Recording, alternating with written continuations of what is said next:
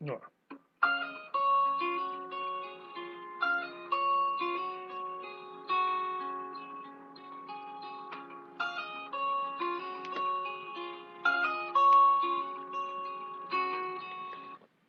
Olá, boa noite a todos. Estamos começando aí a nossa conversa literária. Hoje nós vamos conversar um pouco sobre a Feira de Caruaru, sobre os mitos da cultura nordestina. Inclusive, nós estamos aí ao som de Luiz Gonzaga, né, na Feira de Caruaru, para que a gente possa começar a noite de hoje, noite de sexta-feira abençoada, né? Esse momento tão importante que nós estamos vivendo e reencontrando algumas amizades através da nossa conversa literária. Desde já agradecemos aquele que está participando, aquela que está participando conosco na mais conversa literária. Hoje com o nosso professor e amigo, o professor Urbano Silva, diretamente de Caruaru, Pernambuco. Boa noite, professor. Boa noite, meu caro Reginaldo. Boa noite, os internautas que estão aí nessa live da Conversa Literária assistindo a gente por todos os recantos do Brasil, por que não dizer do mundo afora. E a nossa satisfação, né, de na próxima meia hora, 40 minutos, nós abrirmos aqui o álbum e fazermos um passeio histórico sobre Caruaru, sobre a feira e sobre os mitos da nossa rica cultura nordestina. Desde já, muito honrado pelo seu convite. Excelente, professor. Nós que agradecemos, né, por ter aceito nosso convite, estar conosco nessa noite de sexta-feira, né? E é um prazer enorme, né, de conhecer um pouco mais sobre a Feira de Caruaru, sobre esses mitos da cultura nordestina. O senhor que pesquisa, né, tem essa temática na sua vivência aí há mais de 30 anos, mas eu gostaria, né, já agradecer também a presença de todos que já estão acompanhando a gente, já mandando seus recadinhos, para que a Uma gente coisa tenha aí boa. um debate bem saudável, como todos os demais que nós já tivemos. Mas afinal, vamos conhecer quem é o nosso convidado de hoje. Vou passar a palavra para o convidado, nosso amigo, o professor Urbano, José Urbano, e explique para a gente, né, demonstre para a gente quem é o professor e quem é o nosso convidado de hoje. Com muita honra e com muita alegria, Reginaldo, eu sou um matutão, né, que nasci aqui no interior de Pernambuco, na querida cidade de Belo Jardim, que fica a 160 quilômetros da capital pernambucana. Eu sou filho de um casal de feirantes e até os 18 anos vivenciei o universo que tem na feira, aquela definição de Luiz da Câmara Cascudo, nosso maior folclorista, quando ele disse certa vez que a feira é a verdadeira universidade do povo. E é mesmo, é universidade porque é universal, né, porque tem conhecimentos de todos os locais e da genuidade da cultura nordestina. E no meu dia a dia, enquanto menino, né, filho de feirantes, nós fazíamos 3 feiras, segunda-feira lá em Belo Jardim, quartas e sábados aqui em Caruaru. E foi nesse dia a dia que eu tive a oportunidade de conhecer, né, repentistas, emboladores, violeiros, cordelistas, entalhadores, a arte feita ali, frente a frente com as pessoas. E também despertou em mim, na minha ingenuidade infantil, naquela época, final dos anos 70, começo dos anos 80, de conhecer mais os personagens que eram decantados principalmente nos cordéis. E aí, personagens da grandeza de Padre Cícero, de Lampião, de Luiz Gonzaga, de Patativa do Assaré, de Antônio Conselheiro, Frei Damião, esses personagens, naquela época, eles muito fortes como tema central dos cordéis. Posteriormente, aos 18 anos, eu me tornei servidor público e trabalhei uma década aqui na Fundação de Cultura e Turismo de Caruaru. E aí, para mim, foi um ganho extraordinário. Eu tive a oportunidade, nessa década, de conhecer e entrevistar nomes da grandeza de Dominguinhos, de Elba Ramalho, de Deusuíta Rabelo, né, a última esposa de seu Luiz Gonzaga, Joaquinha Gonzaga, conheci também aqui em Caruaru. Eu me recordo que no ano de 1999, recebemos aqui Elba Ramalho, que veio inaugurar o memorial dela, né? Nós temos o memorial Elba Ramalho aqui em Caruaru, com diversos objetos pessoais doados pela própria Elba Ramalho, esteve aqui no momento da inauguração, e foi também quando eu tive a oportunidade de conhecer Edilzuíta Rabelo, que cedeu inúmeros objetos pessoais de seu Luiz e que até hoje compõem o acervo do forró aqui em Caruaru, e a simpatia de Joaquim Gonzaga, né, o sobrinho preferido de seu Luiz. Então, juntando tudo, posteriormente eu também fui para a faculdade e passei 4 anos, né, na licenciatura para oficialmente falar em nome da história, com uma formação em história. e também fiz uma pós-graduação, passei mais um ano e meio, né, para me especializar em filosofia da educação e metodologia do ensino superior, e teve também um programa ao longo de 8 anos, uma parceria num programa Sábado Cultural da Rádio Cultura do Nordeste, e a gente vai juntando uma coisa daqui, outra dali, e montando de uma forma muito singela a grandeza que é o painel da cultura nordestina. Por isso que em um momento como esse eu fico muito feliz que a gente tem a oportunidade de, através do seu canal, mostrar para as pessoas aquilo que a gente pesquisa, os conhecimentos que vamos adquirindo. Porque não tem sentido se eu adquirir o conhecimento e guardar para mim, mas toda vez que a gente compartilha, ele volta para nós multiplicado. Muito bem, professor. Mais uma vez a gente agradece pela sua participação, né? E apresentou aí brilhantemente um pouco da sua história. Mas antes da gente iniciar aqui a conversa, eu preparei algo para o senhor, né? Eu olhei aqui uma página e deixa eu só apresentar aqui para os nossos amigos também. Só um instantinho. A gente vai abrir aqui a página para confirmar, né, essa situação aí que nós estamos apresentando. É aqui, olha só. Professor Urbano Silva receberá título de cidadão de Caruaru, né? Então está aqui na página, quem quiser depois observar no blog da Alison Santos, né? Tem aqui, depois a gente coloca aí no painel. Então vem falando aqui um pouco da história, né, desse professor brilhante que vem trabalhando, e tem aqui abaixo, ó, é pesquisador há 30 anos das biografias, desculpa, de Padre Cícero Lampião e Luiz Gonzaga, tendo percorrido 7 estados do Nordeste. Confere, professor. Pô, isso é uma satisfação. E, na realidade, Reginaldo, não é nada no sentido de vaidade, não, de forma nenhuma. Essa foi uma comenda, né, de uma distinção que foi conferida a mim pela nossa Câmara Municipal, os nossos vereadores, porque oficialmente, a partir de 2015, eu posso dizer que sou também filho de Caruaru. E Caruaru, Olha só. que tem esse universo grandioso da Princesa do Agreste, a maior feira do mundo, a terra dos arvelozes, a terra do mestre Vitalino. Eu sou muito honrado por essa titulação que Caruaru me deu através da sua Câmara de Vereadores, assim também como uma distinção que me deixou muito lisonjeado, o fato de que eu ocupo a cadeira de número 20 na nossa Academia Caruaruense de Cultura, e estou lá como um discípulo, para aprender com os muitos mestres que temos, acadêmicos aqui em Caruaru, que estão na história e na ciência antes de mim, e que são pessoas que se disponibilizam para mostrar os nossos detalhes históricos, os nossos personagens que fizeram a nossa história.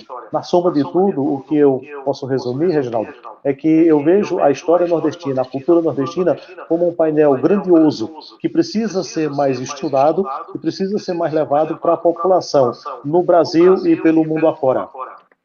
Muito bem, professor. Eu estou olhando aqui a página, como a gente está conectando a outra tela, aí eu fico aqui meio que olhando para um lado e para o outro, tá bom, pessoal? Então, agradeço aí sua participação mais uma vez, né? Inclusive quem já está conectado conosco. Agora vamos conhecer um pouco também, né, professor, para começar nosso debate, né, sobre como surgiu a Feira de Caruaru, como surgiu, né, essa questão das feiras culturais aqui no Nordeste, qual foi a importância dessa feira, como surgiu a cidade de Caruaru. Eu passo a palavra para o senhor.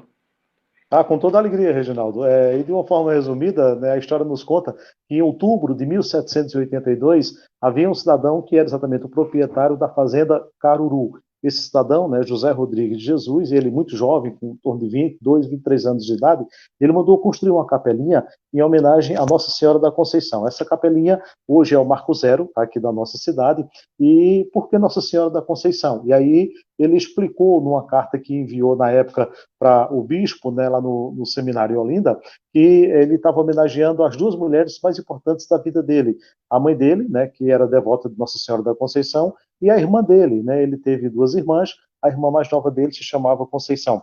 Curiosamente, a partir daquele ano, 1782, começou uma pequena feira na frente da capela, mas lembrando que Caruaru todinha, na realidade, era uma fazenda. Não é isso? Nós estamos falando de uma fazenda no ano de 1782.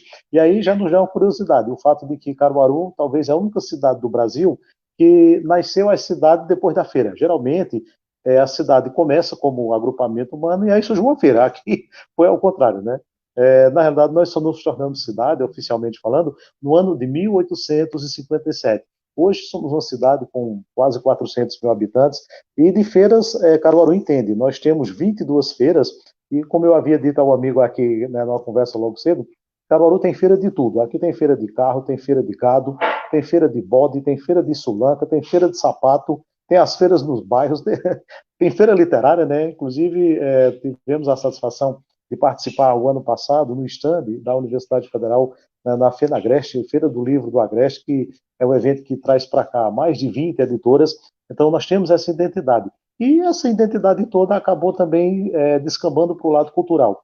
Afinal de contas, foi em 1957, quando nós fomos celebrar o primeiro centenário da cidade, e esteve aqui ninguém mais, ninguém menos que o Rei do Baião. E Luiz Gonzaga, numa visita aos estúdios da então Rádio Difusora, ele conheceu José Almeida, que por sua vez é irmão de seu Nildo Almeida. E seu Nildo Almeida, naquele ano, tinha feito a composição e gravado num disco comum, um compacto, a música Feira de Caruaru. Seu Luiz se encantou ouvindo aquilo, esperando, enquanto esperava para dar uma entrevista, e pergunta ao seu José Almeida, isso aqui é de quem?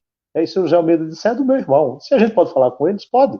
Você, naquele momento, Reginaldo, o Nildo Almeida, que hoje está com 92 anos, é nosso querido amigo também lá na academia, aí seu Nildo disse que o Rei do Baião pegou o disco e disse, isso aqui é seu, caboclo? Ele disse, é. Ele disse, a gente pode gravar? Ora, mas imagine se seu Nildo iria dizer não a Luiz Gonzaga, consagradíssimo como Rei do Baião, em 1957.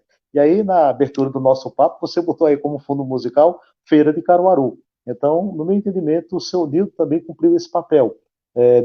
Foi parceiro de Luiz Gonzaga, não só como compositor, mas também amigo pessoal. Foi uma amizade que durou 36 anos, né? Foi até o falecimento de seu Luiz em 1989, e dessa parceria surgiram 22 músicas. A primeira delas, Feira de Caruaru. Seu Nildo também abriu as portas, como eu costumo dizer, as porteiras das gravadoras para os outros compositores de Caruaru. Então, esse universo caruaruense que a gente faz questão de divulgar pelo Brasil, pelo mundo afora, mostrando o potencial da nossa terrinha. Muito bem, professor. Muito bem explanado aí. A gente conheceu um pouco mais, né, sobre a feira de Caruaru, sobre a cidade de Caruaru, que é tão importante para o Nordeste, né, que trouxe tantas homenagens. Inclusive, o senhor havia comentado, né, que hoje foi considerado, né, a feira é considerado como um patrimônio imaterial, não é verdade, professor? Exatamente. Exatamente, Reinaldo. O IFAM concedeu à nossa cidade, em dezembro de 2006, o título de Patrimônio Imaterial e Cultural do Brasil. O ano seguinte, no caso em 2007, Gilberto Gil era ministro da Cultura e veio pessoalmente aqui para a cidade para trazer exatamente essa titulação, né? Então nós somos, desde dezembro de 2006, somos reconhecidos como a feira, como Patrimônio Imaterial e Cultural do Brasil. Professor, e a respeito, né, como o senhor poderia nos colocar, né, aos três personagens, como o senhor fez aí vários estudos, né, há bastante tempo o senhor vem estudando, né, três personagens que, por o senhor, é considerado como mitos da cultura nordestina. Então, o senhor poderia apresentar para a gente quem são essas figuras, essas personalidades que tanto, né, trouxeram um nome muito positivo para o nosso Nordeste? Na cronologia do tempo, Reginaldo, eu gosto sempre de colocar eles alinhados, né? O primeiro deles é exatamente Padre Cícero, né, que nasceu aí no Ceará no ano de 1844 e viveu até os 90 anos. Então, foi um homem que teve, né, quase um século de vida, uma trajetória extraordinária. Após Padre Cícero, eu me dediquei ao estudo sobre Lampião, né, o cangaço, tanto o folclore que existe. Eu acho que o desafio maior que nós temos em relação ao estudo do cangaço, e particularmente de Lampião, reside em dois aspectos. Eu costumo dizer, Reginaldo, que se Lampião tivesse vivo até hoje, não teria dado tempo dele fazer tudo que inventam para ele. Como, por exemplo, pegar os bebês recém-nascidos, jogar para cima, espetar com um punhal. Gente, não existe isso, testemunha de ninguém disso. Eu tive a oportunidade de, em 2011, ter uma manhã, né, quase 3 horas de conversa com Manuel Dantas Loyola. Por esse nome, Reginaldo, quase ninguém o conhecia. Mas se nós dissermos que estamos falando do cangaceiro Candinheiro, Candinheiro passou 2 anos e meio no cangaço, inclusive estava com o agrupamento lá em Angicos, né, naquele fatídico dia que houve um tiroteio, que alguns denominam de massacre, enfim. e eu consegui dele relatos, sabe, detalhes muito interessantes de como era o dia a dia do cangaço. Então, é um personagem grandioso dentro da nossa história. E o outro desafio em relação a Lampião e a história do cangaço é que as pessoas entendam que não foi Lampião que criou o cangaço. Nós temos outros personagens, né, antes dele, por exemplo, Antônio Silvino, que antes de Lampião se denominava o rei do cangaço, e Antônio Silvino, que era também denominado o rifle de ouro. Antônio Silvino foi preso aqui pertinho da nossa cidade de Caruaru, Itacoaratinga do Norte, em novembro de 1914. Ele, mesmo baleado, ele foi colocado, né, no lombo de um jumento e vestiram a farda dele e trouxeram ele de Itacoaratinga para cá, para os amigos internautas terem ideia, aproximadamente 60 quilômetros, né, um homem baleado em cima de um jumento para vir fazer esse percurso, ou de um cavalo, como queira, fazer esse percurso aqui para Caruaru. Aqui em Caruaru estava esperando ele um trem, né, que foi determinado pelo secretário de Segurança da época para vir buscar o Antônio Silvino. Conta-se que tinham nesse trem um vagão com aproximadamente 50 soldados para buscar um homem baleado, ferido, e tinha também uma jaula. Danou se é um leão, era.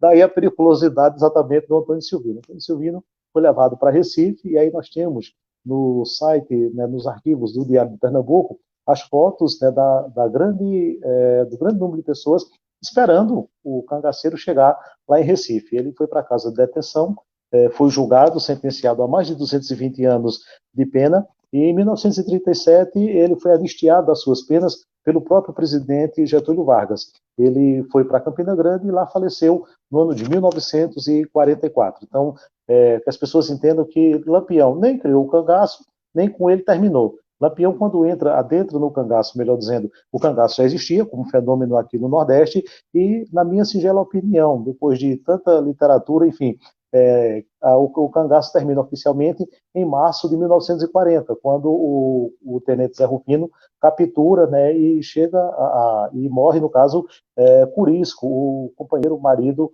de Dadá. Essa pesquisa já me levou por 7 estados nordestinos, acho que percorri em torno de 8 mil quilômetros nas idas e voltas, e a gente soma um personagem ao outro. E o terceiro personagem, exatamente, Luiz Gonzaga, nosso querido rei do Baião, um homem que cantou e decantou o Nordeste, né, o alfabeto todinho de A a Z, para decantar da cultura nordestina pela voz de Luiz Gonzaga e, obviamente, a parceria dele com os melhores compositores da sua época. Então, a meu ver, a gente pode até destrinchar para estudar individualmente, mas esses três personagens juntos, eles atravessaram do século XIX para o século XX, e mais do que outro qualquer, eles três, eles são os responsáveis pela divulgação, pela propagação da cultura nordestina pelo Brasil e pelo mundo. E, claro, temos também alguns personagens que estão nessa mesma galeria, como, por exemplo, aí você como cearense, né, de convir, o nosso querido Patativa do Assaré. Patativa do Assaré é um homem que só teve 2 ou 3 meses na banca de uma escola, né, que sabia assinar o nome, um pouquinho domínio de letras, como ele mesmo se dizia, e Patativa do Assaré, a sua obra é estudada na Universidade de Sorbonne, em Paris, que é um dos maiores centros de produção de conhecimento da humanidade. Então, não tem como a gente não se encantar com a beleza que é a cultura nordestina. Muito bem, professor. Muito bem essa explanação, a gente aprende cada vez mais. Deixa eu só dar uma pausa agora na nossa fala para a gente Sim, claro. cumprimentar nossos amigos que já estão conectados conosco, né? Nós temos aqui a Zuleide Costa, professor Heriberto, deputada Fernanda Pessoa, João Teles, o Erasmo Vasconcelos, e temos já alguns comentários, né? Vamos olhar aqui, que é uma conversa com Urbano Silva, nosso amigo, professor. Tem aqui a Zuleide Costa. Olá, Zuleide. Parabéns, professor. Bom, muito obrigado, minha amiga. O João Teles é um professor, ele está colocando aqui, né? Há como conectar mais e mais Pernambuco e Ceará culturalmente, né? Tá só... Sem dúvida nenhuma, né? A satisfação de nós, enquanto pernambucanos, de termos uma fronteira que, na realidade, não nos separa. A meu ver, ela nos une. Quando a gente chega lá no Juazeiro, Reginaldo e amigos, né, e a gente sobe a Chapada do Araripe, e de lá a gente contempla a beleza cearense, né, do Crato, do Juazeiro, Missão Velha, Barbalha. Já percorri aquelas cidades, aquelas estradas, e, né, existe, no meu entendimento, uma união entre nós pernambucanos e essa gente querida do Ceará, porque se aqui em Pernambuco a gente tem a grandeza de Luiz Gonzaga como nosso conterrâneo, nós temos no Ceará, né, esse gigante da religiosidade e porque também da política nordestina, que é o nosso querido Padre Cícero. Nós temos no Ceará Raquel de Queiroz, nós temos no Ceará esse grandioso poeta, né, que citamos agora há pouco, que é a Patativa do Assaré. Então, são culturas que, no meu entendimento, elas não estão separadas, pelo contrário, elas se entrelaçam e só fortalece a identidade nordestina pelo Brasil e pelo mundo afora. Muito bem.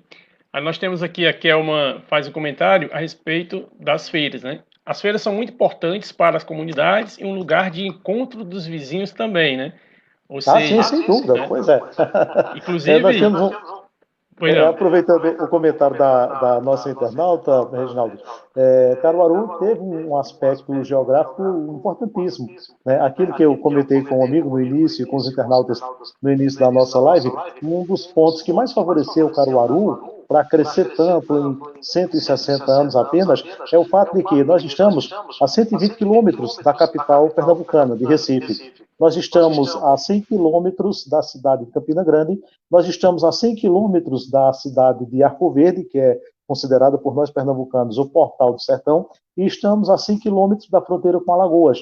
Então, de qualquer desses pontos, né, que você for atravessar, obrigatoriamente vai passar aqui por Caruaru. A nossa BR, né, que é duplicada, BR-232, é denominada Rodovia Luiz Gonzaga. Então, mostra que nós, enquanto pernambucanos, temos essa alegria de ressaltar os nossos mitos, e são eles, afinal de contas, né, o material principal para um debate tão bom como esse que a gente está tendo na noite de hoje.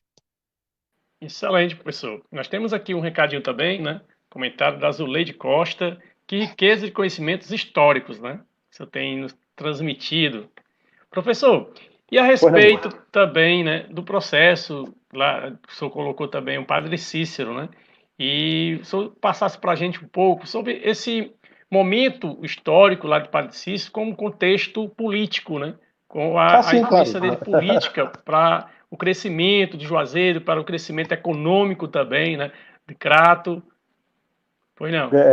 O Padre Cícero, ele assumiu duas identidades dentro da cultura nordestina, né? Ele que começa a sua atividade social como religioso, posteriormente ele adentra na atividade política e tem um personagem que as pessoas que quiserem conhecer mais, né, eu deixo como sugestão, que é exatamente o Floro Bartolomeu, né, um médico baiano que chega aí no Ceará, que procura o Padre Cícero e que ganha a simpatia do padre.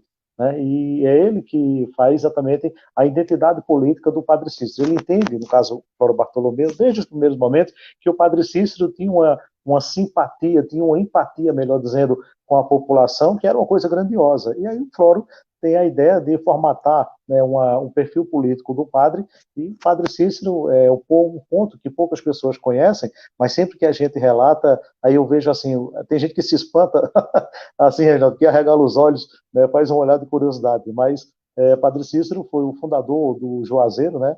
Padre Cícero, quando nasceu no Crato, mas Juazeiro ainda chamava-se de Tabuleiro Grande, e o Padre Cícero, que ele desmembra o Juazeiro do Crato, né? O Juazeiro era apenas uma pequena vila, um pequeno distrito do Crato.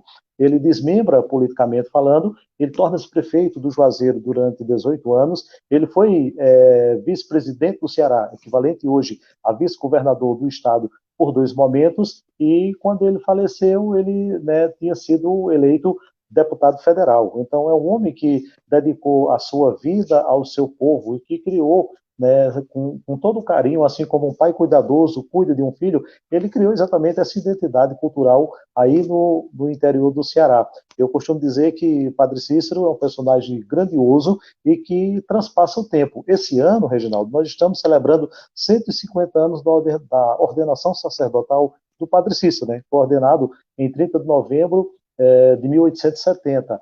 E ele viveu numa época que não tinha televisão, nem tinha rádio, nem tinha internet, nem tinha coisa nenhuma, mas ele se destaca e está muito vivo até hoje no coração dos seus 2 milhões de romeiros, que todos os anos vão aí para o Ceará, né, para o Juazeiro. No meu entendimento, a marca mais bonita do padre é que ele criou o jeito caseiro de evangelizar. Aquilo que já encontrei aqui na narrativa de autores, que, por exemplo, né, o padre naquela época era visto como não só uma personalidade na sociedade, mas quase como um ser sagrado, um representante de Deus, podemos dizer assim. E as pessoas eram um tanto inacessíveis.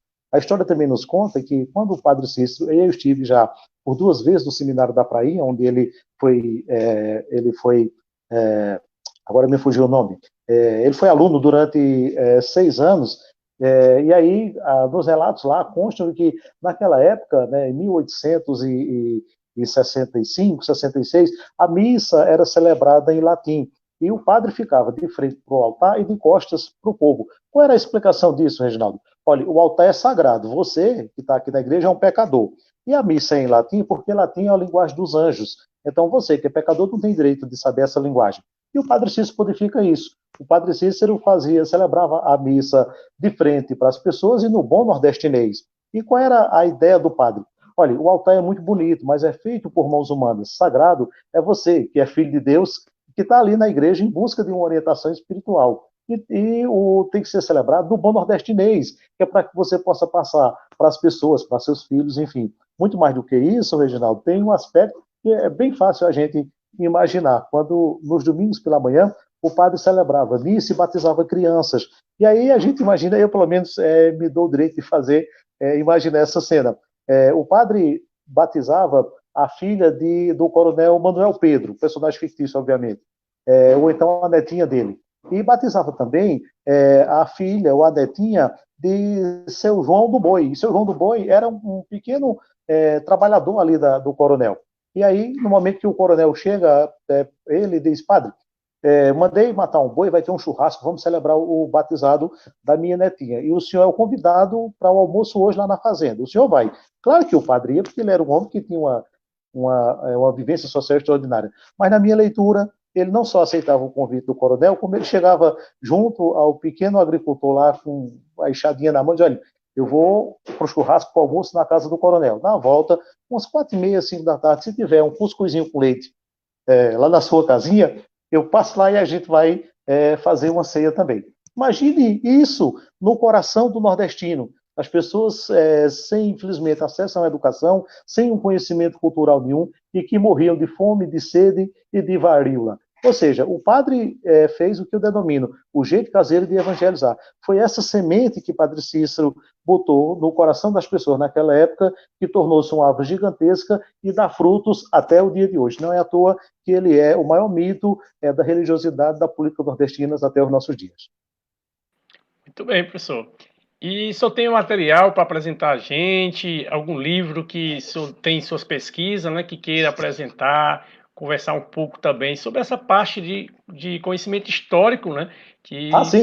Pois não. É um material, Reginaldo, que na realidade é simples, mas é aquilo que a gente vai juntando, né, ao longo das nossas viagens, seja aí para o Ceará, seja para o Rio de Janeiro. Eu costumo dizer aos amigos: olha, para você conhecer um pouco mais, por exemplo, da obra de Luiz Gonzaga, você não pode ficar em casa sentado lendo algum livro, não. Você tem que botar o pé na estrada. Faça como eu fiz. Eu fui para Exu, onde ele nasceu. De Exu, eu cruzei a fronteira Pernambuco-Ceará, fui para o Crato, e foi no Crato que ele passou, e no Juazeiro ele vendeu a sanfoninha dele. Ele ainda um menino com 17 anos de idade, mas fugido de casa. Quando o Luiz Gonzaga vende a sanfoninha lá no Juazeiro, ele embarca no trem e passa 3 dias sacolejando dentro do trem para ir para Fortaleza. E quando chega em Fortaleza, ele se alista no 23º Batalhão de Caçadores e passa 9 anos lá como militar. Em Juazeiro eu tive a oportunidade de ir não só no Seminário da Prainha, por 2 vezes, né, onde o padre Cícero foi seminarista, mas também fui no batalhão, no 23º Batalhão de Caçadores, onde seu Luiz foi militar durante 9 anos. E do Ceará, aí eu fui para o Rio de Janeiro. Eu fui no Rio de Janeiro, lá no Mangue, e Luiz Gonzaga começou com uma sanfoninha, né, ali a coisa bem mesmo simples, com um chapéu, né, pedindo algum dinheiro e tocando lá nos bares e cabarés da Lapa, lá no Rio de Janeiro. E fui para os arquivos da Rádio Nacional para conhecer os detalhes da vida dele. Então, essa andança toda acaba nos trazendo, nos dando a possibilidade de alguns materiais. E eu tenho a alegria de dividir com os amigos, Reginaldo, algumas coisas que É bem simples, mas assim, eu gosto muito de trazer como lembrança. A primeira delas é esse aqui, ó. Isso aqui é o disco Vira e Mexe. Esse disco é o primeiro disco que tem o nome Luiz Gonzaga. É de 1941. A capa aqui ainda é original, tá bem antiguinho, né, já com, obviamente, 80 anos praticamente, mas eu guardo ele com muito carinho e, para mim, eles marcam, né, a trajetória de Luiz Gonzaga, por ser exatamente o primeiro livro, assim como todo grande escritor teve também um primeiro livro, Luiz Gonzaga tem esse disco, né, como o número 1 de sua trajetória artística. Aí eu tenho também esse aqui, ó, tá aqui, o clássico dos clássicos, Asa Branca, gravado em março de 1947. E Asa Branca, que projetou Luiz Gonzaga para o Brasil e para o mundo afora, na composição de Humberto Teixeira. E tem uma curiosidade, se você observar, não tem aqui o nome dele, Luiz Gonzaga. E certa vez eu apresentando isso numa palestra, a pessoa perguntou, professor, e por que, cadê a capa original? Eu digo, não, mas a capa original está aqui. É que esse disco teve uma produção tão grande que não dava tempo de fazer capa, né, para botar o nome do artista nem nada. Então, era vendido desse jeito. Essa capa é exatamente a original, né, de 1947, o clássico Asa Branca. Tem mais aqui. Esse aqui é um outro que eu guardo com muito carinho. Asa Branca, um clássico da música nordestina, teve uma segunda versão, ou uma resposta, uma complementação. Esse disco aqui é A Volta da Asa Branca, gravado em 1951, já na parceria Luiz Gonzaga com o Zé Dantas. Quando o Luiz Gonzaga gravou Feira de Caruaru, em 1957, ele se emocionou muito com o trabalho, com a força cultural dos poetas da cidade, e conheceu Nelson Barbalho. Nelson Barbalho é o autor de outro clássico da música nordestina, que é exatamente A Morte do Vaqueiro. Aqui em Caruaru tínhamos um cidadão muito famoso na época, o maestro Joaquim Augusto. Luiz Gonzaga convidou Joaquim Augusto, o maestro, e Nelson Barbalho, o compositor da música A Morte do Vaqueiro, e fizeram esse disco aqui. Ó. Esse disco tem 5 músicas de artistas caruaruenses, tanto o maestro Joaquim Augusto como o nosso grandioso Nelson Barbalho, que é o maior historiador de Caruaru em todos os tempos. Em 1967, seu Luiz estava meio desencantado com a música brasileira, a Jovem Guarda tinha passado à frente do Baião, etc. E seu Nildo Almeida nos conta que Luiz Gonzaga esteve aqui em Caruaru e, conversando com ele na casa de Nildo Almeida, disse, ô Nildo, faça uma música aí que eu vou parar de cantar, isso não dá mais para mim não. E aí o senhor Nildo disse, faz coisa nenhuma, você tem uma carreira consolidada, você é o rei do Baião, que história é essa de parar de cantar? E aí o seu Luiz responde, não, Nildo, o povo não quer mais saber de mim não, o negócio agora é só os cabeludos, que estão vendendo discos, e está tudo muito difícil, eu não quero mais essa história não vou parar de cantar. Isso em 1967. E seu Nildo não fez a música, seu Nildo, alguns meses depois, foi para o Rio de Janeiro para tratar de direitos autorais, e gravou com outros artistas, e lá encontrou, né, um outro personagem aqui de Caruaru, o Luiz Queiroga, que foi o camarada que criou o personagem do Dugero Eutrópio.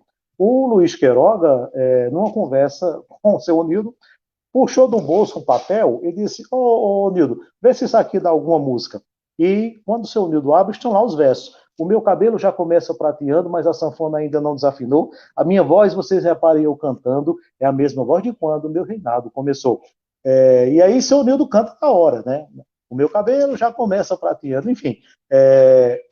O Nildo pediu licença a uma parceria a Luiz Queiroga e fez os versos finais dessa música. Esse original, Reginaldo, está na casa de seu Nildo Almeida. Ele botou lá num vidro, né? Foi escrito no embrulho de papel de uma loja que havia na época, a Mesbla, e com uma caneta verde. Resumindo, o que foi que aconteceu? Essa música foi gravada e está aqui o disco original, ó. A Hora do Adeus, e tem uma curiosidade. O lado B desse disco, A Hora do Adeus, tem o shot dos cabeludos. Você pode ver aqui, ó, seu Luiz Gonzaga ainda bem jovem, e na música O Shot dos Cabeludos, ele diz o refrão, né? Caba do cabelo grande, cinturinha de pilão, caba com esse jeitinho, no sertão do meu padrinho, caba assim, não tem vez não. Então, protesto de Luiz Gonzaga quando se irmou de parar de cantar, graças a Deus, não deu certo e ele nunca parou. Tem mais um para nós fecharmos essa parte sobre Luiz Gonzaga, Reginaldo. Esse aqui, ó, isso é um disco emblemático, né? Luiz Gonzaga, esse disco é de 1980. Em 1980, chegou aqui no Brasil pela primeira vez um Papa, o Papa João Paulo II, que é o personagem aqui, ó, da contracapa do disco.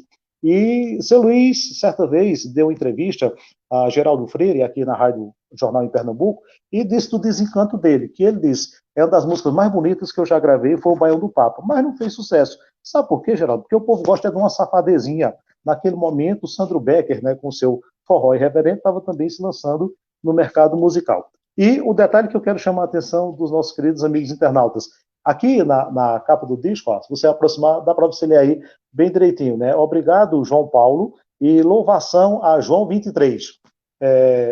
Esse disco lançado em 1980. Exatos 36 anos depois, eles foram canonizados no mesmo dia. João Paulo II e João 23. Então, eu fico imaginando, é coisa de gênio, né? O seu Luiz teve a ideia de homenagear os dois papas no disco. 36 anos depois, esses dois personagens foram santificados, canonizados, melhor dizendo, pela Igreja Católica. E um outro material aqui, um clássico, né, da minha singela coleção, Luiz Gonzaga, de pai para filho. Esse, para quem já assistiu esse filme, né, o DVD, é um trabalho muito bonito, né, uma homenagem especial. E aqui tem dois personagens que estão no meu dia a dia. Adélio Lima, que fez Luiz Gonzaga depois de 50 anos, foi meu aluno no EJA, aqui em Caruaru, no ano de 2008. E Alisson, que fez Gonzaguinha na adolescência, é amigo do meu filho aqui, né? Ano passado ele esteve aqui com a gente. Aliás, no começo do ano esteve aqui com a gente, enfim. Aí não tem como a gente se desvencilhar. É Luiz Gonzaga na primeira linha da música nordestina e brasileira. Excelente, professor.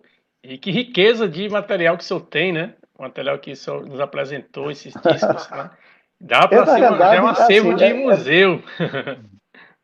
assim, bem simples, mas é aquilo que a gente vai garimpando, né, nas nossas pesquisas, nas viagens que a gente faz por aí afora. Eu tenho, por exemplo, antes de nós concluirmos, Reginaldo, tá aqui um dos livros mais importantes para quem quiser conhecer e entender o fenômeno do cangaço, de Virgulino a Lampião. Nesse livro aqui, eu tenho 3 dedicatórias. Eu tenho uma dedicatória de Vera Ferreira, né, que é a neta de Lampião. Eu tenho uma dedicatória de Antônio Amauri, que é o homem que dedicou 60 anos da sua vida ao estudo do cangaço. E tenho aqui, eu não sei se dá para ver aí na câmera, mas tem a terceira dedicatória é de Dona Expedita Ferreira.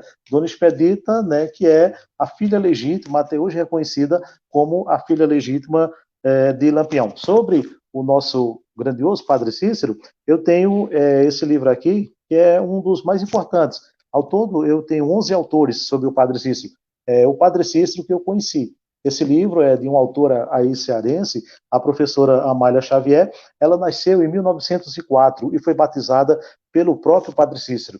E quando o Padre Cícero faleceu, em 1934, ela era uma jovem senhora com 30 anos de idade, e o Padre Cícero faleceu na cama e ela estava ao lado, né, praticamente com a cabeça do padre no colo dela. Então ela vivenciou 30 anos do dia a dia dela, né, conhecendo o Padre Cícero como pessoa, como ser humano, né, além de sacerdote e de político. E nesse livro aqui tem aquela curiosidade que eu tinha comentado com você, aí no finalzinho a gente vai dizer a página especial que tem aqui nesse livro sobre o Padre Cícero. Ainda sobre o padre, tem um outro livro que tem em torno de 500 páginas, esse aqui é o do Padre Azarias Sobreira, o Patriarca do Juazeiro. E o Padre Azarias Sobreira foi um homem que viveu o dia a dia de uma amizade muito bonita com o padre. Então, ele relata detalhes que a gente que procura conhecer o personagem na sua totalidade, ficamos muito felizes quando a gente encontra, né, um livro dessa qualidade. Ambos são dos anos 60, então são aquelas coisas que o tempo passa, mas não envelhece não, porque é a cultura da melhor qualidade. Com certeza, professor. E vamos aqui agradecer também a audiência, né, de Luciano Moreira, que participa conosco, Joaquim Silva, Pitaguari, nosso confrade, Muito também obrigado aos como internautas. Gerson Haas, são dois confrades da Academia Maracanãense de Letras, de Maracanaú, né? Nós agradecemos aí a sua companhia todos os dias. Reginaldo Cordeiro, meu xará, né? A professora Crislene Carvalho também está participando conosco. E temos aqui um recado aqui, Kelma agradecemos a audiência dos confrades da Academia Maracanãense de Letras, Gerson Haas e Joaquim Silva. Aí ela colocou aqui, Padre Cícero rompendo paradigmas e inovando na condução do pastoreio. Aí tem aqui o Joaquim, parabeniza aos confrades Reginaldo e Kelman pela riqueza e excelência do programa. Nós que agradecemos a todos, né? E, professor, é mais uma vez um prazer enorme, né, de receber o senhor aqui conosco, né? E desde já agradecer também nosso amigo Reginaldo Silva, né? Claro, um abraço especialíssimo, né, para o nosso querido Reginaldo, um homem que durante 12 anos de sua vida, né, empresariou Luiz Gonzaga, que vendeu mais de 50, de 60 shows, né, um homem que fez várias exposições com o acervo, né, um ser humano brilhante, pessoa que tem todo o meu carinho, respeito e admiração, né, também nosso querido amigo César, que é um jovem jornalista aqui da nossa região, e César fez um trabalho muito bonito o ano passado, lá na cidade de Toritama, teve a exposição do nosso mestre e amigo Reginaldo, é uma revista intitulada Aboios, uma homenagem grandiosa para o nosso querido Luiz Gonzaga, foi feito exatamente por César e pelo amigo dele, né, outro jornalista brilhante, que é o Gessé. Então, quando a gente junta os dois extremos da sociedade, Reginaldo, ou seja, um homem com a grandeza, com a experiência de seu Reginaldo Silva, né, com 7 décadas de vidas aí e com 12 anos de convivência com Luiz Gonzaga. A gente junta isso a dois jovens, né, César e Gessé, brilhantes jornalistas que estão aí no final do curso e fizeram, né, quase do seu TCC A Vida de Luiz Gonzaga. A gente está juntando a experiência com a esperança. E quando a gente junta experiência com esperança, geralmente o resultado é sucesso grandioso para todos nós.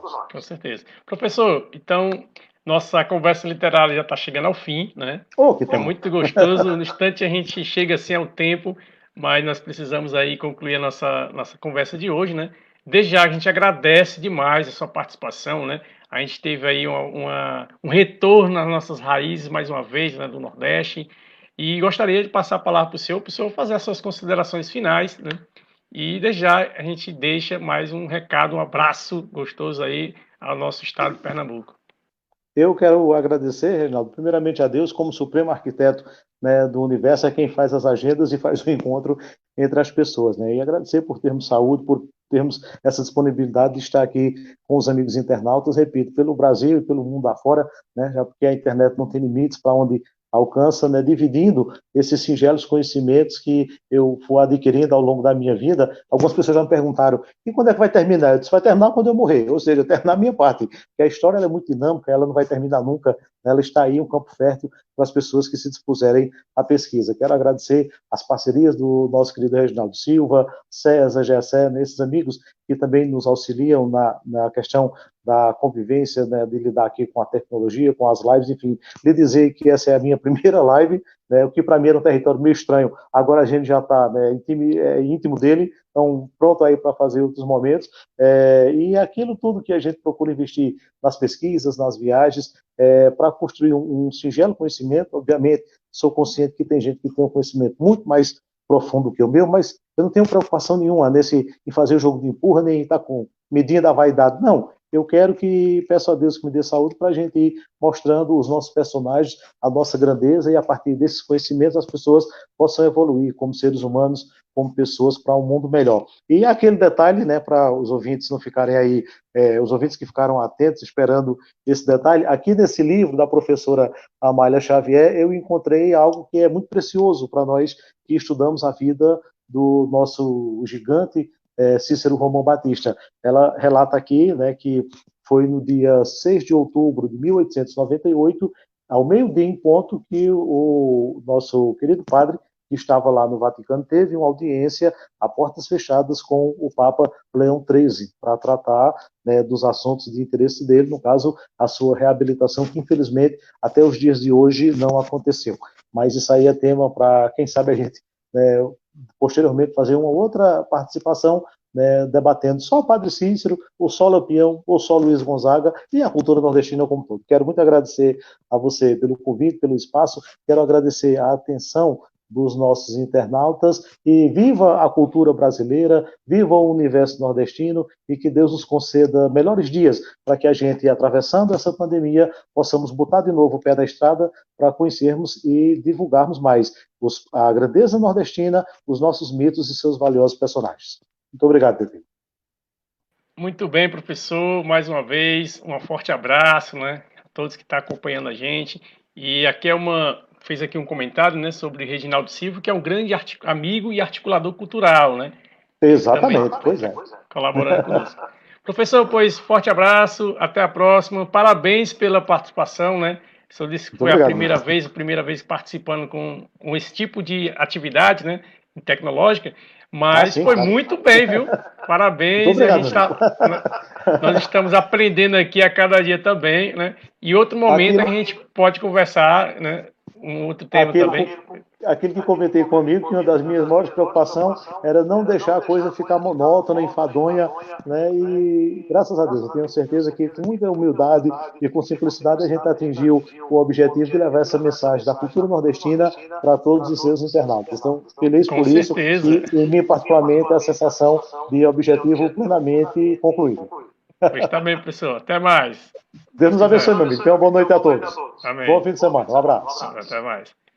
Então é isso aí, nós estamos encerrando a nossa conversa literária, né? Muito gostosa a nossa conversa, colocando mais uma vez aí para afindar, né, a nossa conversa, um shot, nosso baião, nosso rei, né, Luiz Gonzaga, falando sobre um pouco da Feira de Caruaru, os mitos do Nordeste, né, da cultura nordestina. Então o professor muito bem nos apresentou.